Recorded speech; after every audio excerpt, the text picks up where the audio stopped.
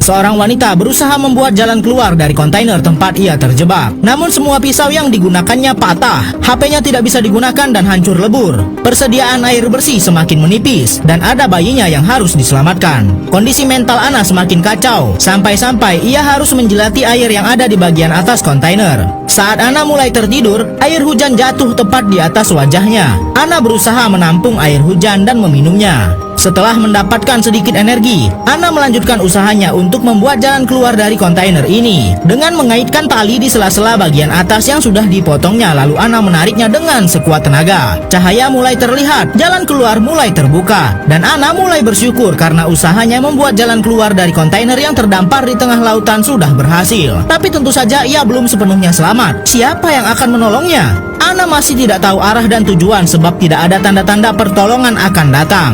Saat Ana tidak sengaja membuang kotoran bayinya ke lautan, ikan-ikan berdatangan. Lalu Ana mulai menyadari sesuatu kalau ia bisa bertahan hidup dengan menangkap ikan yang ada di laut. Bersusah payah, Ana menangkap ikan yang ada di sana, namun tak ada satupun yang tertangkap. Semua itu hanya menghabiskan tenaga Ana saja. Saat Ana melihat ada sebuah pesawat lewat di atasnya, ia langsung cepat-cepat masuk ke dalam kontainer dan mengambil sepotong kaca. Namun karena ia terlalu tergesa-gesa, pahanya malah terluka parah. Ana berusaha memantulkan cahaya ke arah pesawat, namun tentu saja itu hanya sia-sia. Bahkan Ana pun harus menjahit sendiri luka parah yang dialaminya. Rasa sakit yang sungguh luar biasa harus Ana lawan. Semalaman Ana tidak tidur. Ia membuat jaring dari kumpulan kabel yang ada di dalam kontainer. Dan saat matahari terbit, ia langsung menggunakan jaring dan kotoran bayinya untuk menangkap ikan. Di tengah lautan, seorang wanita berusaha mencari seekor ikan untuk mempertahankan hidupnya. Ia menggunakan kotoran bayinya sebagai umpan. Saat satu ekor ikan lewat di jaring, ia langsung menarik ikan itu dan memakannya. Sudah 9 hari Ana bersama bayinya terdampar di tengah lautan dan hanya bertahan hidup di dalam sebuah kontainer yang terapung.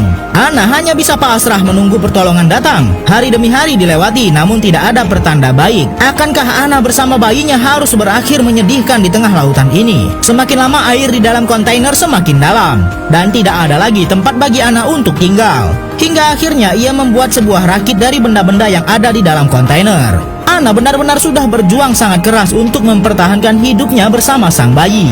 Kontainer yang ia gunakan selama ini untuk bertahan hidup sudah tenggelam dan kini ia harus bertahan di atas sebuah rakit kecil. Ana semakin yakin kalau mereka akan selamat dan arus air akan membawa mereka ke daratan. Saat Ana sudah memasrahkan hidupnya, ternyata keberadaan rakit Ana disadari oleh seorang nelayan. Namun saat rakit itu diambil oleh nelayan, yang tersisa hanyalah bayinya saja. Tapi nelayan ini melihat sebuah tali yang terlihat di dekat bayi itu, lalu ia segera menariknya dengan sekuat tenaga. Ternyata itu adalah Ana yang mengikat tali di tangannya. Para nelayan berusaha menyelamatkan nyawa Ana, namun Ana tak kunjung sadar. Tapi mereka tak menyerah sampai akhirnya Ana mulai sadar. Para nelayan ini pun langsung memberikan kabar kepada rekan mereka kalau ia sudah menemukan seorang wanita dan bayi yang terdampar. Ana masih belum percaya kalau ia benar-benar selamat atas semua yang sudah dia lewati. Namun setelah ia melihat di sekelilingnya, ia pun menangis karena ternyata perjuangannya selama ini tidak sia-sia.